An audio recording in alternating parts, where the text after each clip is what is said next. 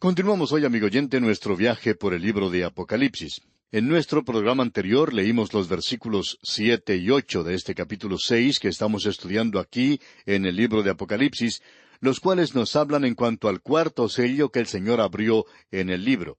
Y vimos allí que había salido un jinete en un caballo amarillo. Bueno, no concluimos nuestras consideraciones en cuanto a esto, así es que este será el punto de partida para nuestro estudio hoy. Veamos entonces lo que nos dicen los versículos 7 y 8 de este capítulo 6 de Apocalipsis. Cuando abrió el cuarto sello, oí la voz del cuarto ser viviente que decía, «Ven y mira». Miré, y he aquí un caballo amarillo, y el que lo montaba tenía por nombre Muerte, y el Hades le seguía. Y le fue dada potestad sobre la cuarta parte de la tierra, para matar con espada, con hambre, con mortandad, y con las fieras de la tierra. Cuando estos jinetes salen, aparentemente una cuarta parte de la población de la tierra es destruida por este juicio que viene sobre ella. Podemos ver que aquí la muerte es una persona. La muerte ha sido personalizada. Usted puede notar que tenía por nombre Muerte. Eso es lo mismo que el apóstol Pablo menciona ya en su epístola a los Romanos, capítulo 5, versículo 14, donde dice, «No obstante, reinó la muerte desde Adán hasta Moisés, aun en los que no pecaron a la manera de la transgresión de Adán, el cual es figura del que había de venir». Y aquí en el capítulo 6 de Apocalipsis dice que el que montaba ese caballo amarillo tenía por nombre Muerte. Y luego se nos dice que el Hades le seguía. Ahora, desafortunadamente, la palabra Hades a veces es traducida por la palabra infierno en castellano. Allí en el Evangelio según San Lucas, capítulo 16, versículo 23, leemos, «Y en el Hades alzó sus ojos, estando en tormentos, y vio de lejos a Abraham y a Lázaro en su seno». Esto es hablando de la historia del hombre rico y Lázaro. En algunas versiones se utiliza la palabra infierno en lugar de Hades. Y eso es algo desafortunado porque eso no se refiere para nada al infierno. Eso o habla de una muerte física donde va el espíritu, o puede hablar de la tumba a donde es colocado el cuerpo. Es decir, que la muerte se apodera del cuerpo. Hades es el lugar a donde va el espíritu del hombre perdido, y el Señor Jesucristo lo presentó de esa manera. El apóstol Pablo personificó a la muerte en ese versículo que leímos de Romanos capítulo 5, versículo 14, como también hace lo mismo con el pecado en la misma sección, y lo hace para darle más énfasis. Amigo oyente, el pecado y la muerte entraron al mundo al mismo tiempo. La muerte es el resultado del pecado, y durante ese intervalo de Adán hasta Moisés, los hombres no cometieron el mismo pecado que cometió Adán. Adán era considerado en una base diferente. Su pecado tampoco fue un pecado de transgresión de la ley desde Adán, y debemos recordar que aún no se habían dado los 10 mandamientos. Así es que aquí tenemos un período cuando los hombres pecaban y morían. Sin embargo, el pecado de Adán llegó a ser el pecado de ellos, porque ellos murieron como murió Adán, y aún los bebés murieron en el diluvio. La muerte evidentemente tiene un significado inclusivo que ordinariamente no le damos. Pensamos de la muerte como algo que se refiere solamente al cuerpo, aquello que llamamos muerte física, y eso le viene al hombre a causa del pecado de Adán. Luego tenemos lo que se conoce como una muerte espiritual. Esa es la separación de Dios y la rebelión contra Él. Heredamos de Adán una naturaleza de muerte, es decir, no tenemos capacidad para Dios, no tenemos ningún deseo para Él. Y luego existe una muerte eterna, y esta es la separación eterna de Dios. A no ser que el hombre sea redimido, esto sigue inexorablemente. Esta es la segunda muerte de la cual vamos a leer allá en Apocalipsis capítulo 20, versículo 14, cuando tengamos oportunidad de estudiar esto. Vamos a desarrollar estos 3 aspectos cuando estudiemos el capítulo 20 de Apocalipsis. Amigo oyente, cuando Adán pecó, Dios le dijo a él, «El día que de él comieres, ciertamente morirás». Adán vivió un poco más de 900 años después de eso, físicamente, pero él ya estaba muerto espiritualmente ante Dios. Él huyó de Dios, él ya no quería la comunión de Dios. Él murió espiritualmente y luego le siguió su muerte física. Eso ha entrado a la familia humana y deteriora más y más a la humanidad. Hay muchas personas hoy que son mantenidas vivas por medios artificiales. Esto es a causa de la medicina moderna y del maravilloso desarrollo de la ciencia. Pero en realidad, la raza humana se está deteriorando todo el tiempo. La vida humana sería mucho más corta de lo que es si no fuera porque todos los artefactos modernos nos mantienen vivos aquí en la tierra. A Adán se le declara aquí de manera categórica como un tipo de Cristo. La muerte debe ser colocada a la puerta de Adán, como que es su responsabilidad total. Amigo oyente, Dios no creó al hombre para morir. Ese castigo fue impuesto porque Adán transgredió el mandamiento de Dios. Su transgresión es nuestra transgresión, y su muerte es nuestra muerte. Y es que Cristo es la cabeza de una nueva creación, y esta nueva creación tiene vida en Él y solo en Cristo. Solamente Él puede dar vida. Él es totalmente responsable por la vida de aquellos que son suyos. El Dr. Schaeffer, en una declaración teológica, dijo lo siguiente: es así que la muerte espiritual viene inmediatamente a través de una línea continua de posteridad. Por otra parte, la muerte física es recibida de Adán inmediatamente al morir en el cuerpo cada persona, a causa de su participación personal en el primer pecado de Adán. Ahora, durante el período de la gran tribulación, la muerte andará desatada, andará suelta. El Señor Jesucristo lo expresó de la siguiente manera allá en el Evangelio según San Mateo, capítulo 24, versículo 22. Él dijo: «Y si aquellos días no fuesen acortados, nadie sería salvo, mas por causa de los escogidos, aquellos días serán acortados».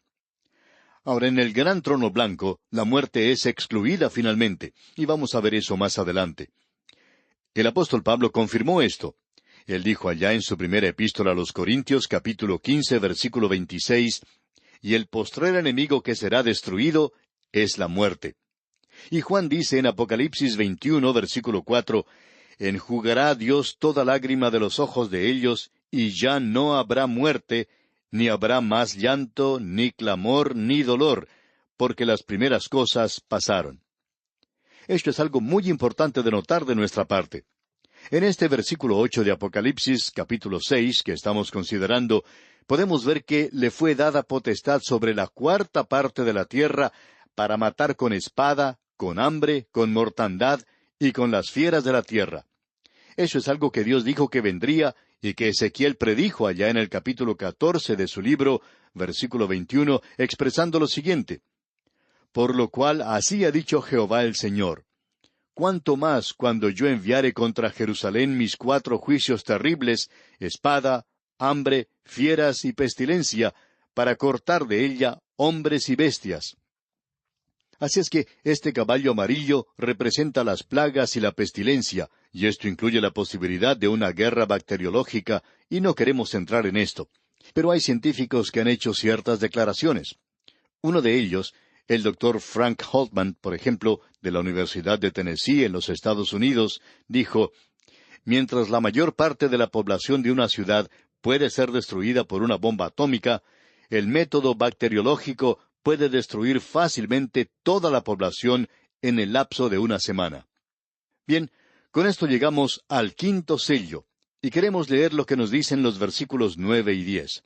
Ya ha salido el cuarto jinete, y aquí tenemos la oración del remanente que ha sido martirizado. Aparentemente, aquellos que fueron muertos en la gran tribulación parecen ser primordialmente los que se nos presenta aquí. Ahora, siempre hemos pensado que esto incluía a todos los santos del Antiguo Testamento. Leamos los versículos 9 y 10 de este capítulo 6 de Apocalipsis, que dicen: «Cuando abrió el quinto sello, vi bajo el altar las almas de los que habían sido muertos por causa de la palabra de Dios y por el testimonio que tenían. Y clamaban a gran voz diciendo: ¿Hasta cuándo, Señor, santo y verdadero, no juzgas y vengas nuestra sangre en los que moran en la tierra?» Ahora este altar se encuentra en el cielo y es evidentemente el lugar donde Cristo ofreció su sangre por los pecados del mundo.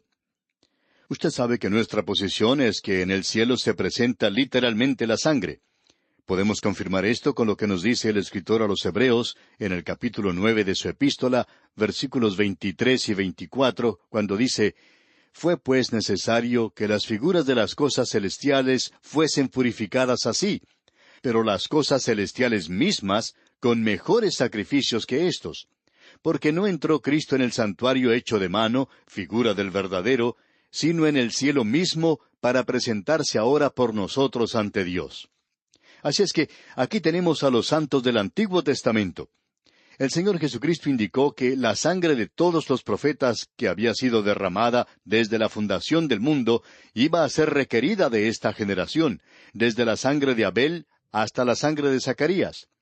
Con esto es incluida la sangre de aquellos muertos durante el período de la gran tribulación, porque ya hemos visto que un cuarto de la población ha sido destruida. Los mencionados entonces, en este versículo, se apoyan en lo establecido en el Antiguo Testamento y están en terreno firme, y solo están reclamando justicia en base a la ley santa de Dios. Ahora el versículo 11 de este capítulo 6 de Apocalipsis dice, «Y se les dieron vestiduras blancas, y se les dijo que descansasen todavía un poco de tiempo, hasta que se completara el número de sus consiervos y sus hermanos, que también habían de ser muertos como ellos». Es decir, que todos los santos de la tribulación serán incluidos en la segunda resurrección. Y con esto llegamos a la apertura del sexto sello. Y aquí tenemos el gran día de la ira de Dios. Esto es evidentemente el principio de la última mitad del período de la gran tribulación. Aquí haremos una división más adelante. Pero veamos ahora lo que nos dicen los versículos 12 y 13 de este capítulo 6 de Apocalipsis. «Miré cuando abrió el sexto sello, y he aquí hubo un gran terremoto, y el sol se puso negro como tela de cilicio, y la luna se volvió toda como sangre, y las estrellas del cielo cayeron sobre la tierra, como la higuera deja caer sus higos cuando es sacudida por un fuerte viento». Tenemos ante nosotros el gran día de su ira. Comienza con estos grandes hechos en los cielos. Es decir, que al principio de la gran tribulación suceden todos estos eventos, y aquí tenemos también estos hechos al fin del período de la gran tribulación. Allá en el libro del profeta Joel, capítulo 2, versículo 30, se nos dice, «Y daré prodigios en el cielo y en la tierra, sangre y fuego y columnas de humo». Eso al principio de la tribulación. Y Joel, capítulo 3, versículos 9 al 17, nos hablan del fin. Ya hemos visto esto con anterioridad. El hecho de que en el presente haya un aumento de terremotos no es cumplimiento de esto. Esto tendrá lugar en el período de la gran tribulación. Pero lo interesante de notar es que los terremotos en el pasado han dado muerte a gran cantidad de personas en la tierra. El profesor R. A. Daly, en uno de sus libros, escribió lo siguiente: «En los últimos 4,000 años, los terremotos han causado la pérdida de 13 millones de vidas, y aún están por suceder los peores terremotos».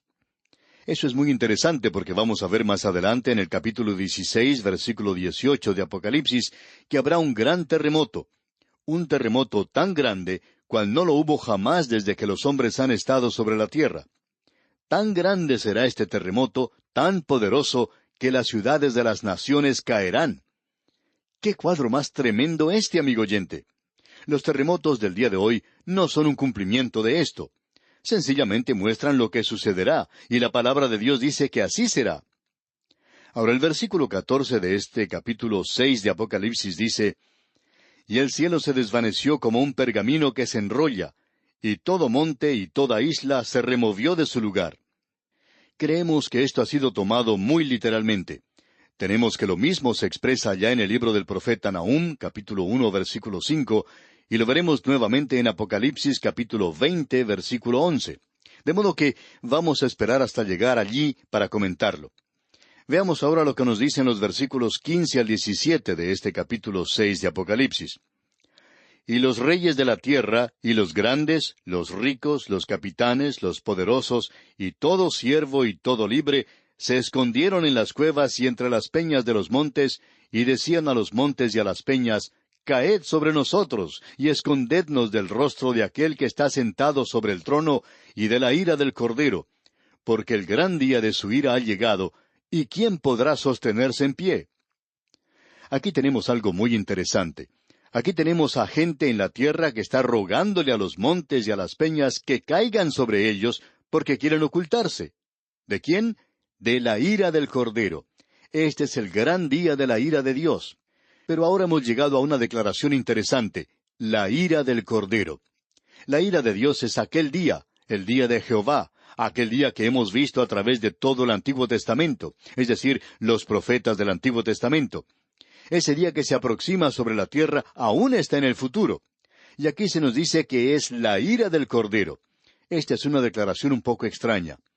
La Biblia está llena de paradojas, y estamos seguros que usted ya ha descubierto que hay abundancia de ellas en las Escrituras. Alguien puede preguntar, ¿qué es una paradoja? Bueno, la definición de una paradoja es tener a dos médicos en una conferencia. Pueden ser un par de médicos, pero existe una diferencia. Es una proposición que es contraria a la opinión recibida, es decir, aquello que parece ser contradictorio. Superficialmente, las declaraciones parecen ser contradictorias, pero bajo un examen más profundo se revela que es algo objetivo basado en los hechos. Aquí tenemos varias de estas paradojas. Mientras más lejos está un objeto de usted, más aumenta su tamaño. Usted sabe que eso no es cierto, pero sí lo es. Cuando un globo sube en el aire, parece ser más pequeño al ojo, pero el globo estaba aumentando de tamaño al elevarse en la atmósfera porque ésta no es tan densa. Ahora aquí tenemos otra paradoja. El agua sube la montaña en el Parque Nacional Sequoia en los Estados Unidos. Usted puede decir que no cree esto, pero así sucede. Gran cantidad de agua sube la montaña y esto es realmente una paradoja.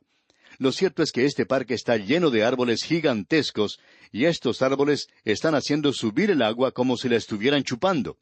A eso se le llama ósmosis. Es un término científico que se utiliza cuando uno no sabe lo que en realidad está sucediendo.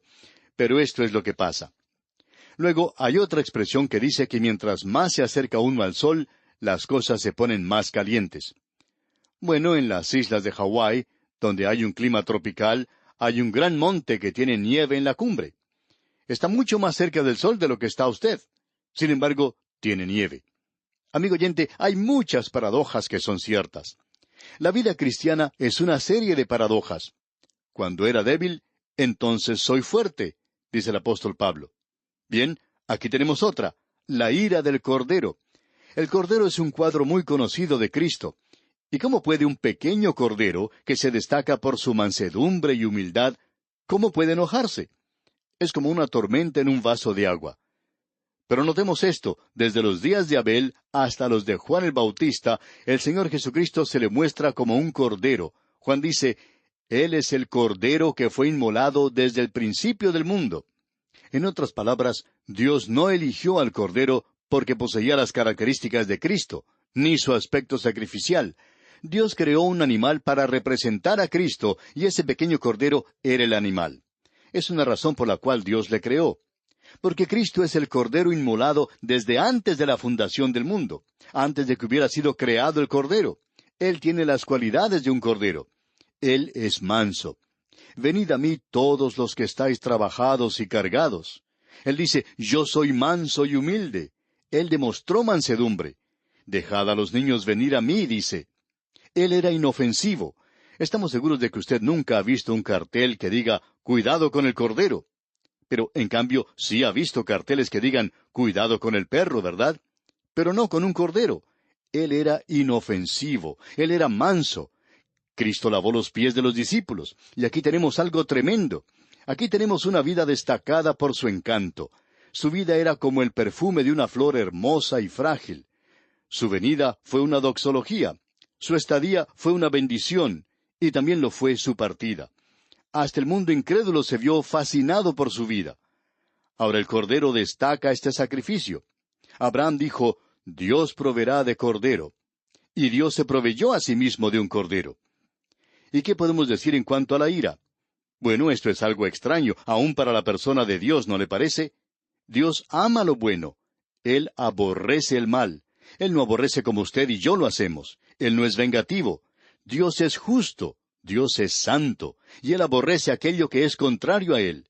Él se llama a sí mismo Jehová. Él es un hombre de guerra. Él es fuerte y poderoso. Él es poderoso en la batalla. El Evangelio revela la ira de Dios. El apóstol Pablo dijo, la ira de Dios se revela desde el cielo. Usted puede observar a este mundo en el que vivimos, amigo oyente. Revela la ira de Dios, el juicio de Dios. Es como el mezclar fuego y agua, el traer la ira y el cordero juntos. Toda la furia de la ira de Dios se revela en el cordero. Amigo oyente, cuando Él estuvo aquí, hizo un látigo y con él expulsó a los cambiadores de dinero del templo. ¿Estaba aparentando algo nada más? No, amigo oyente. Él llamó a los líderes religiosos una generación de víboras. Él maldijo a la iglesia también. Él dijo, ¡ay de ti, Corazín! ¡Ay de ti, Betsaida! Cristo rechazó a Jerusalén, pero tenía lágrimas en sus ojos. Y Él aún controla las fuerzas de la naturaleza, las utiliza en juicio. Dios ha declarado guerra contra el pecado. Y decimos, bendito sea su nombre. Y Él no va a llegar a un acuerdo con aquello que ha causado tal estrago a la familia humana. Llegará un día cuando la ira del Cordero será revelada. Ahora alguien quizá diga, yo pensaba que Él era manso, bondadoso y que no castigaría el pecado. Bueno, Él dijo, ahora pues, oh reyes, sed prudentes, admitid amonestación, jueces de la tierra, honrad al Hijo, para que no se enoje y perezcáis en el camino, pues se inflama de pronto su ira. Lo leemos allá en el Salmo 2, versículos 10 y 12. Bien, amigo oyente, vamos a detenernos aquí por hoy. Continuaremos, Dios mediante, en nuestro próximo programa. Que Dios le bendiga en gran manera.